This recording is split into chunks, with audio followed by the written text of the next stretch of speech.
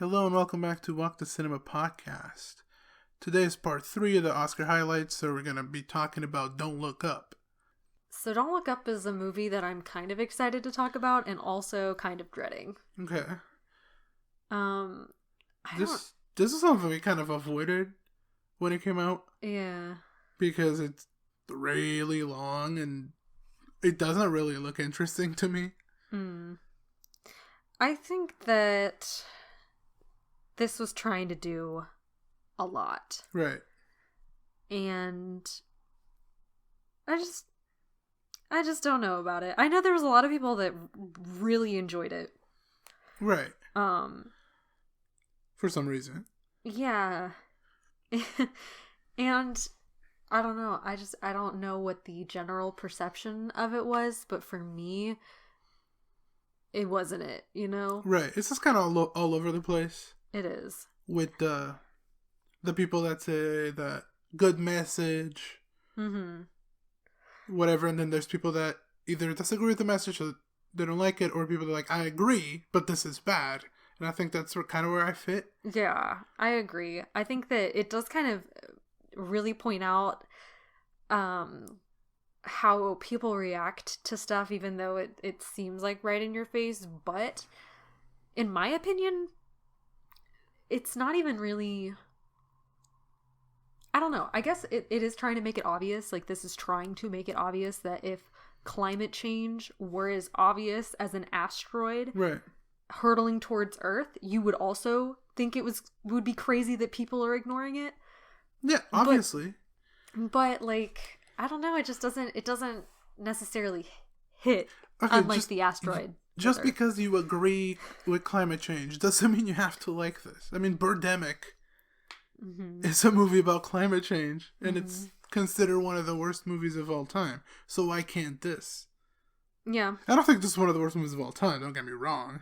No. But just because it has a huge cast, and it's about something that liberal media agrees with, doesn't make it good. I just think it's so crazy that all of these actors and actresses signed up for this. I couldn't fathom it because it seemed so whatever when I was watching it for the first time. And I don't know. It's just so odd that it's Leo... not subtle. That Leo was involved, that Meryl Streep was involved. Yeah, because these are people that are very publicly, right? Part of the climate change agenda, I guess. I mean, Leo hung out with what's her name? Greta Thunberg. Greta Thunberg, yeah. Like, they hung out before. Meryl Streep is very, like, politically active sometimes, even though she seems a little lost. I think she kind of just goes along with stuff and acts like she knows a lot, even though she probably doesn't. I know a lot of people love her. Shouldn't be talking crap about her. But yeah, there's no subtlety in who got casted, and that makes the movie itself even less subtle. Right. Because the movie's not subtle at all. It hits you in the face over and over again. Yeah, I agree that I can't, I don't know. It makes me feel like they think I'm stupid. Right. like Adam McKay really had to hold your hand while watching this. And I mean, I kind of feel bad that we're just kind of bashing it, because there are some parts that I think they do pretty effectively. Yeah. Like, it's not like the jokes were smart or, eyebrow. Like, they were pretty, like, crappy jokes, but I laughed because it worked in the context. But it's also kind of it calls out everybody, I guess. It calls out the administration, like political administrations. I think the political aspect of it is the part that kind of works. Like, it does feel a little realistic that, when they first go, and like, this is gonna happen, and Meryl Streep is the president, and she says, how many times people tell me that the world's gonna end because of this or that? Like, I can't just stop everything. And then there's also, the very rich people that think that they can use their money to gain more money. Right. Because While that's what they also- did with COVID. And I feel like that's pretty realistic, right? Yeah. A lot of people got richer because of COVID. Yeah. And a lot of people would probably get richer if there was an asteroid hitting the Earth. I feel that part does hit it correctly. Mm-hmm. Which I do think politically and financially a lot of people would act that way. But the general public, I don't think would be... Well, I think that the purpose of the movie was like, this is how scientists feel about climate change, where they're screaming at everyone and nobody cares. And I kind of get it. No, I get it. But I also feel like it doesn't exactly match up with their message, because I just feel like it's a little bit stupid that we're supposed to suspend our reality that if there was an actual asteroid heading straight towards the Earth, nobody would care. Yeah, that's stupid. Like, I mean, I get it. I get that scientists try really hard to do stuff. mm-hmm. Not just, environmental damages, but also, like, I mean, societal ones. yeah, well, because I kind of get the frustration, because, I am involved in healthcare, and getting people to, believe in COVID Right. was and is frustrating. It's super frustrating, and I understand.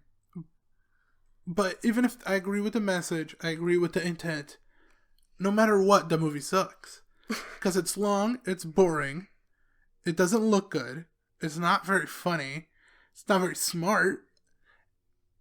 The acting is kind of wishy-washy. Yeah. I I just think it's weird that, well, because I remember seeing a interview with Jennifer Lawrence about why she hadn't been acting for a while. Like, she got married and stuff and kind of took some time off of acting because she said that she felt like she was tired of seeing her face. She felt like other people were tired of seeing her face, and she had a lot of... I know you don't like her face. She had a lot of flops before her break with, Mother and Passengers. Passengers was so bad. Like, all those things. So she was kind of, I'm going to take a break. And then this is the movie that she came back for because she thought it was good. Which, obviously, it kind of worked out for her because it got an Oscar nomination. But she herself didn't get an Oscar nomination, nor did anybody in this movie. No. For acting. I feel like people would lose their actual minds. We're talking about from, like, a cinephile perspective, right? Where we're really into movies. Mm-hmm. Like, on Twitter and whatever, Reddit maybe, a lot of people were very upset this got a Best Picture nomination. Which I kind of assumed it was going to after some point. Yeah. But acting nominations would actually make me lose my mind about this movie. Well, it just seems like all of these people that were involved could have potentially have gotten an Oscar nom. All of them have done amazing jobs in a lot of roles. Yeah, and even in roles that, like Cate Blanchett, she's in this movie. She did a way better job in Nightmare Alley. Right. Than this, thing, which her character's kind of Right. She's a whatever character, I think.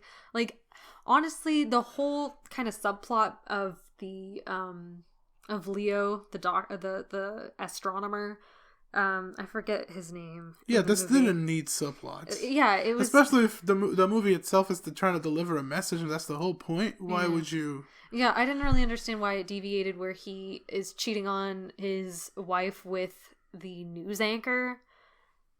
Doesn't make sense. It's pointless. It's yeah. what it is. It's pointless. It doesn't do anything for the message.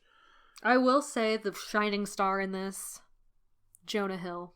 I love Jonah Hill. Jonah Hill's a great actor. Star. Jonah Hill has always been a great actor.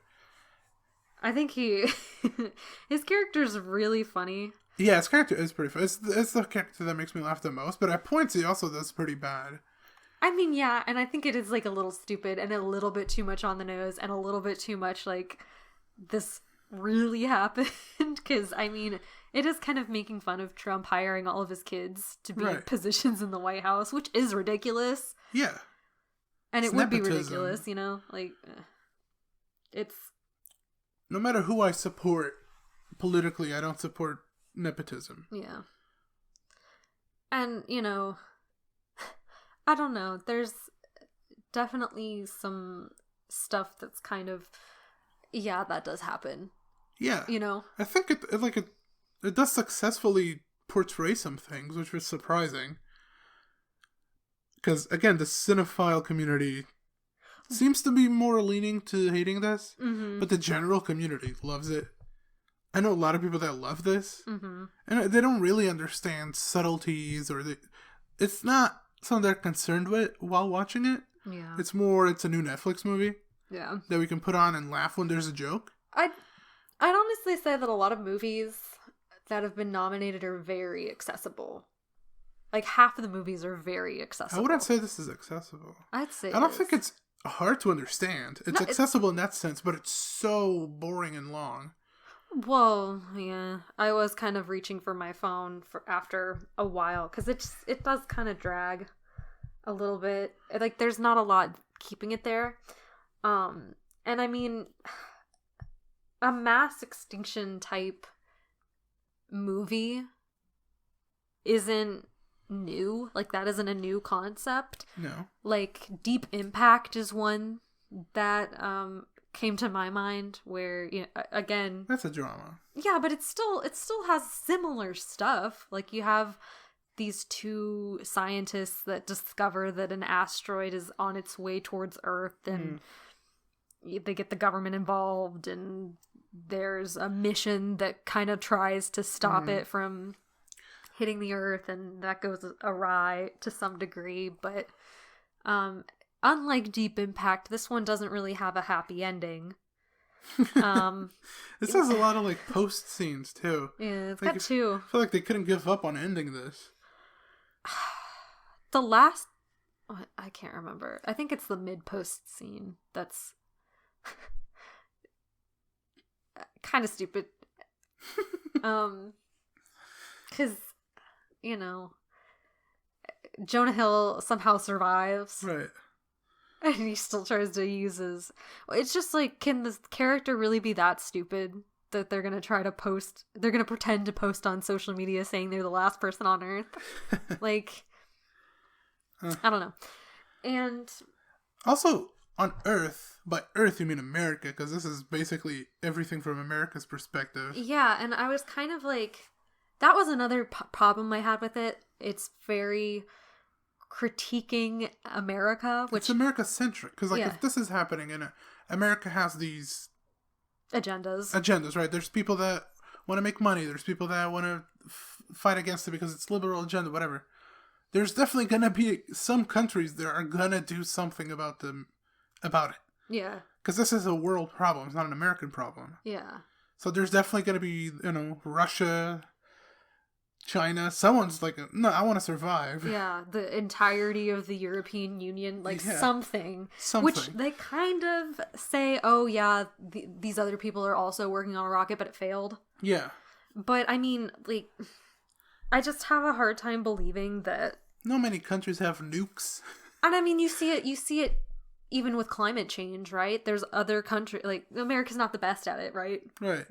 I'd say we don't really think think about it. Statistically might be the worst, but... Yeah, but... Or China. Well, I wouldn't say it's the worst, but it's definitely down there. But other countries have initiatives to slow the progression of climate change, and, that does help. It does help. Mm-hmm. And I just feel like it is very... What's the word? Like, America's supposed to be the savior. Yeah. Which I don't particularly like. Yeah. That's also something that... I think that's something that, the Academy likes. Mm. Like, they love political satires that are solely about America and ignore other countries' existence. Yeah. And I mean, I feel like with this as a political satire, or just a satire in general, it takes itself too seriously for what it is. And I think that's ridiculous because, technical aspects are not great in this. The editing is really bad. Yeah, it did get nominated. It did get nominated for editing, which I saw people absolutely lose their minds about it. Because, but also, There's a scene in particular. There's a scene in particular where it's kind of one of the ending scenes where they're all sitting down for dinner right before the asteroid makes impact, and they were talking about how one character was talking and it was on that character's face, but his mouth was not moving. Like, he wasn't actually talking in the scene. I think at the beginning there's also a lot of montage, editing, whatever. The editing, fine. Like, the hair and makeup looks so stupid to me. Like, Jennifer Lawrence and DiCaprio look super silly to me. I don't know why. I mean, her haircut's weird, and he also, like, looks a little weird to me. I don't know. He looks very much like a scientist. Well, yeah, but I think that was the point. He gets belittled, I guess, to hot scientist, you know? But he's not hot. That's the thing. Like, are we still pretending DiCaprio's hot? He has a big old melon head. And he's wearing these regular-sized glasses that look like kid glasses on his face. Maybe that's why he dates nobody over the age of 25, to make himself feel better. Well, in this movie, he dated old women, and he must have hated himself for it. Yeah. That's something. He had to kiss Cate Blanchett and almost puke in his own mouth. Yeah, I think it's one of the top Letterboxd comments is Leo having to act like he is attracted to women his own age. Right. Was the performance of a lifetime, you know? Yeah, it's just such a memeable movie. Yeah. Why it got Best Picture, I don't know. It might be agenda. Genuinely. Like, not even as a joke. But it might be a lot of people, like, not even consciously, right? Not even I gotta spread this, but like, oh, I agree with this message, so it makes it one of the most important movies of the year for me. So I'll put it in my nominations. I'm never gonna be watching this again. I doubt many people are gonna care about this in a couple of years. It's just gonna kind of die. Well, okay, I will say that this movie did a great job at triggering my fight or flight, because I'm terrified of asteroids and space. You can probably blame Deep Impact for it, because I watched it at a really young age on the Sci-Fi Channel, and the idea of an asteroid hitting the Earth and, like, a lot of people dying, no bueno. Yeah, really, really triggers something viscerally inside me that makes me panic, so I didn't sleep very well for a couple days. That's true, it did affect you, so I guess it managed to scare you.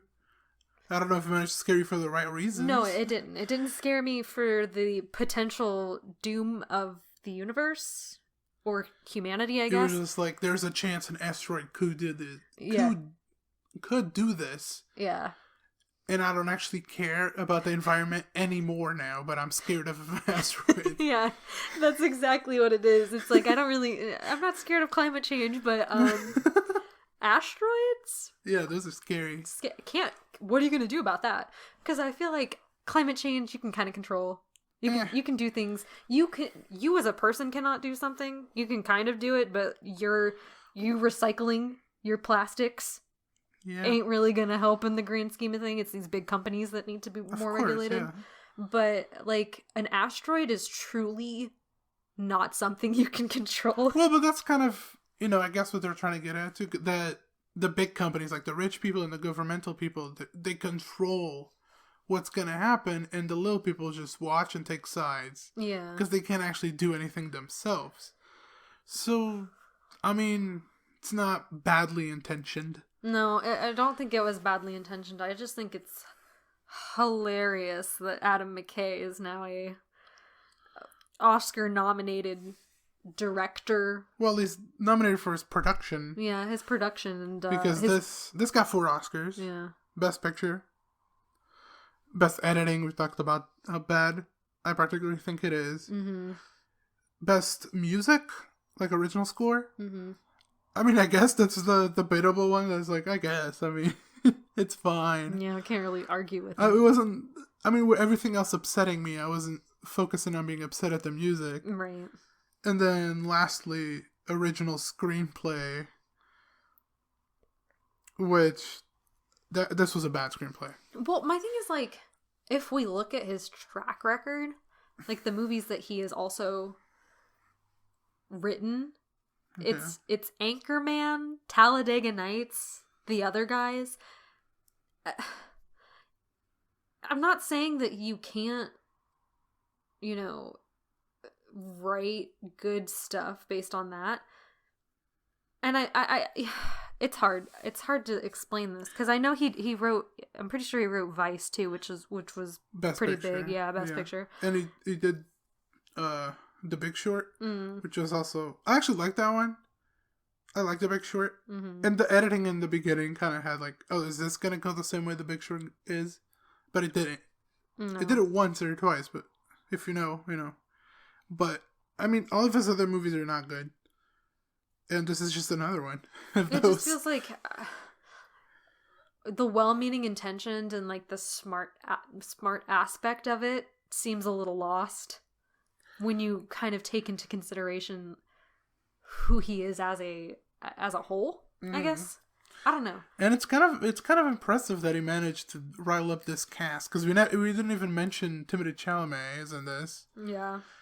But I mean, like he's one of the most popular young actors right now. Yeah, but he wasn't really in this. No, but he's still in, and he's gotten a lot of big actors throughout the years for his political films, which is very surprising to me because I don't know where he's getting all this respect from. Maybe it's like an insider thing. Yeah, maybe, but I just mean, don't know. I don't want to disrespect him as a person. I don't know him. Yeah. As a filmmaker, I'm not a big fan. But he seems to consistently get his political movies a lot of Oscar nominations, so I guess he's doing something right in his field. Yeah, and I mean, I don't think they should have gotten a single nomination. I guess maybe the score. I don't care. yeah, you're not a big. We're both not really big on scores. No, I'm pretty big on scores. This one, Debatable. there's so much going on that I was hating. Yeah. And stuff that I wasn't hating. I did laugh. Yeah. And I do think it hit some nails on the head. Yeah, because to be fair, I think both of us gave it a 5. Yeah, I feel So, I mean, we've kind of been talking about it as if we gave it something way lower, which I think it that could have been. It could have been. It couldn't have been higher, I guarantee you that. Yeah, but I think that it still manages to be somewhat entertaining, even if it didn't engage me the entire time. Didn't engage me for more than an hour at a time. So... This is like, 2 hours and 20 minutes and it felt like 4 hours? That is true. This felt so much longer than all the other ones. Yeah. Like, Nightmare Alley didn't feel this long. I don't really remember how long that is, but I think that's the most comparable one that I can think of at the top of my head. Yeah, probably. But I think we've probably spent enough time bashing it, eviscerating this movie. Nice. So I think we'll wrap it up here. Yeah. I'm gonna say that this would have been fine and we just move on and forget about it. And everyone would if this didn't get a Best Picture nomination. So I think this getting a Best Picture nomination might work against it. But now we're going to wrap it up for the week. So we'll see you next time.